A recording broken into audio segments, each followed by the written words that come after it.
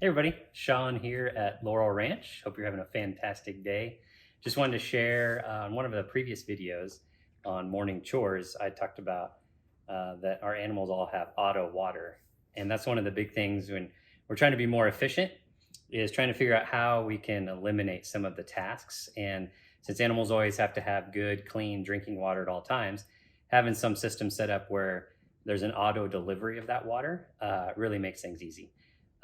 Or at least a little easier, and we just focus on the food aspect. So I wanted to show you some things that we've done. We've got a lot of different examples of it, but they all really are the same thing, just different ways that we've done it. So the big thing is this guy right here, this black, and it doesn't have a hose, but this black float. And this is a company called Little Giant. And I think we can put a link to these in the description down there, but you can buy these. We found them at our local feed stores, Tractor Supply, Amazon, True Value, anywhere like that. But they're a great float, and I got turned on to these because one of my neighbors was using them out in their fields and had been using them for 10 years and had no issues. They make a metal version and then this plastic version, but the plastic version seems to work just fine.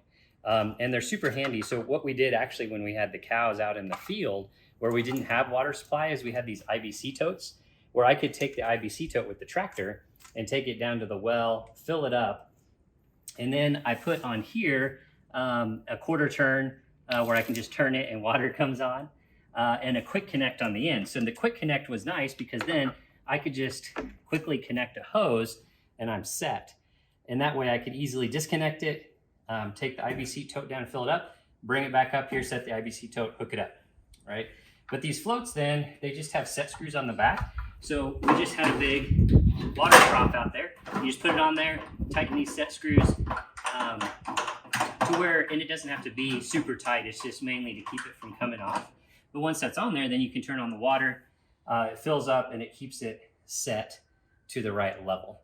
So we've used this in a lot of different things, and I'll show you guys on the dog water, the duck water. It's just this simple float with some type of container.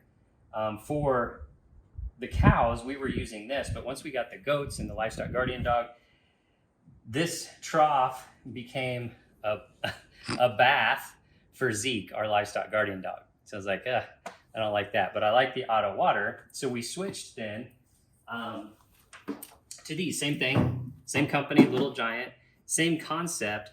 Underneath this is a float. So you can see the float right there. Hose comes in on the side, but it's the same concept with the float that as it fills up, then it stops. And these are, I think, 4-gallon waters.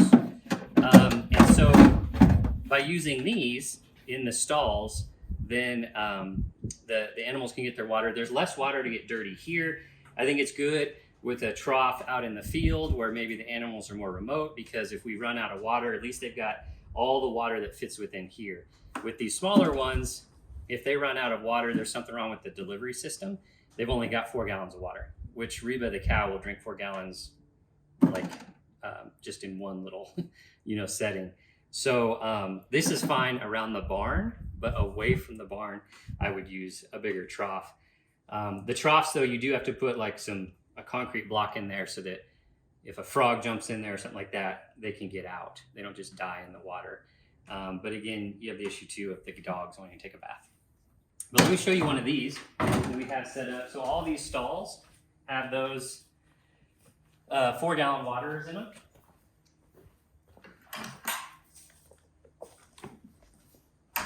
And these are super easy to set up. You can see I just have this pipe actually comes from our water catchment tanks on the back. It's all gravity fed. So then I just have a hose adapter and then the water right here. As you can see set up, it's connected just to the water. This is gravity fed water. There's no water pressure. Although if you hook it up to water pressure, it's just fine. And you can see it's full of water. The animals, we're just drinking out of there, but it fills right up. And I really like the way that these connect. You can connect them to wood posts. You can connect them to metal frames. We've got one out at the cow pen that we can show you that's connected up to the metal utility panels as well. All right, so here we are out here with the boy goats and our meat cow. And again, here's another waterer. And like I was talking about in there, I like the design, these L brackets. you can connect them to wood. They can face down, they can face up. And then on a pin like this, they can just clip right on. So we've got them clipped onto these cattle panels, but you can also clip them on. You can see there's these little giant ones come with a cutout here. So it's meant to click on this, or clip on this utility panel, and that indent goes right where the center pole is as well. So there's a lot of, these are just very versatile. They're made really well. Again, this is gravity fed. So you can see here the hose that we have just goes to our water catchment tanks, which is one of the reasons why we put the buoy pin here, because it was easy to access water. And it works. So this is I think our water of choice, either just the float like we talked about, hooked up to any kind of big pen, but to keep them clean, these 4-gallon waters with that float in them, that seems to be the best.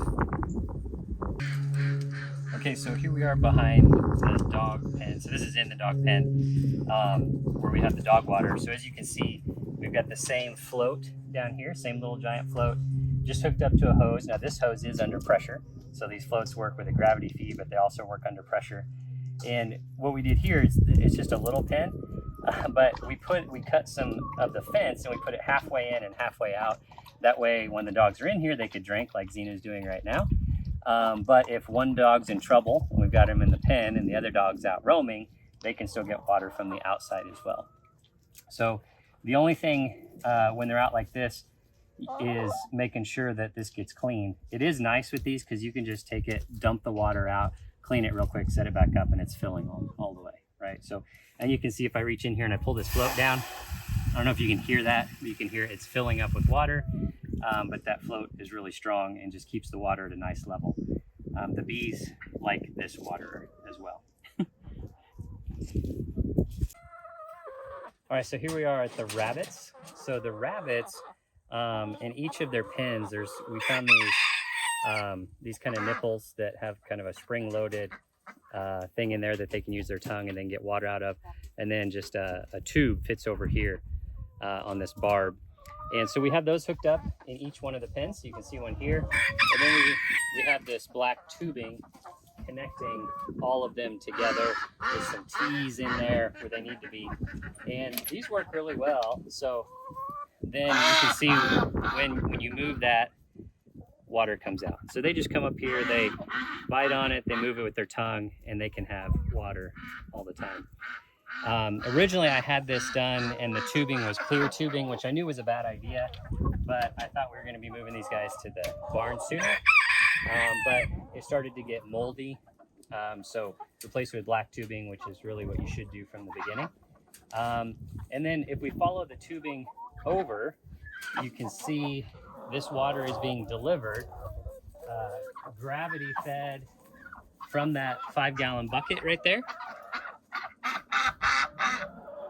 And so the water is just gravity fed out of that 5-gallon bucket. And when we started out, we would just fill that 5-gallon bucket every now and then. But if we walk around and look now, the tubing all comes over to this 5-gallon bucket, which is, so there's just gravity feed to all of the individual nipples. And we used to just fill this bucket up daily, or is usually like once a week. But now inside, I don't know if you can bring the camera up to see that, but we have another one of our little giant floats. And so we just have it hooked up to a hose. We got a little giant float, and that connects over to a faucet over there. And that makes sure that this stays full, and then we just gravity feed to the rabbits and we never have to fill it up. Works really awesome. All right, apologize about the chickens and all the noise and the ducks. Oh my goodness. So for auto waterer for the chickens, and they're like, if you give them an open container of water, they'll stand in it, they'll make a mess. So having an auto water for them, which was clean, was really important. And we saw some at Tractor Supply, and there's like $60, $70. And we're like, well, that's nothing special. So same thing again, 5-gallon buckets. These are the most handy thing in the world, like $3. And all you do is drill holes towards the bottom. And then they make these nipples right here that have a little rubber washer on the back. And they're meant for poultry. And these just screw right in. And we don't have pressure on here. This is gravity feed again. So it doesn't have to be super tight, but it just screws in like that. And then what you have on this one that's hooked up, you can see I have lots of the nipples around, so because we have lots of chickens. But when they come up and they peck it, then water comes out. So you can see that water coming out if I just hold it down. So they can come to any of these and peck it and get water. And so then of course it's like, well, how do we keep the 5-gallon bucket full? So once again, when we lift up the lid, we have another little giant float in there to keep that bucket full. And then it's easy. Every now and then we just take this, we dump it out. That way it kind of stays clean and we have fresh water. It is important to have a lid on here because the chickens will roost on top. And so you don't want poop in the water. So I just had to cut the lid a little bit around these connections for the little giant float. That way the lid could sit on there securely. The hose could come through, put a hole in there, and then connected those up. But this has worked really great. We've had this forever. We used to have 2 of them, one inside and one out here. We realized we only need 1. But those, and they make these in various forms. There's some of these that go on the bottom of the bucket. It's just a little different one. And then there's some that have a cup. So when the water comes out, there's a little cup right there, and they peck a float in the cup. We just like these. They seem to work really well. We've never had an issue with them. The only issues we've had is if these are sitting in the sun and the plastic gets brittle. We've had some of them crack around the hole of the plastic, and then we had to replace the bucket. But we've never actually had the nipples themselves break. It's always been the bucket. But I think that's why you use True Value buckets instead of Home Depot. Okay, so then for the ducks, just another adaptation of the same exact float. We're just using it in a rubber feed bowl. Ducks, the nipple thing doesn't work for them because they don't peck to drink. They have to be able to fully submerge their beaks and their nose and everything. Otherwise they can get that clogged from eating. But you can see they make a mess. So this one is nice. We just, at least every morning, but sometimes twice a day, you can just, we just dump it out, swish it around. You can see it auto-filling, and then it fills back up. And they're gonna make a mess of everything because ducks like everything messy. But it's the same float. I think probably either with the ducks or with the chickens is the first time we started using these floats.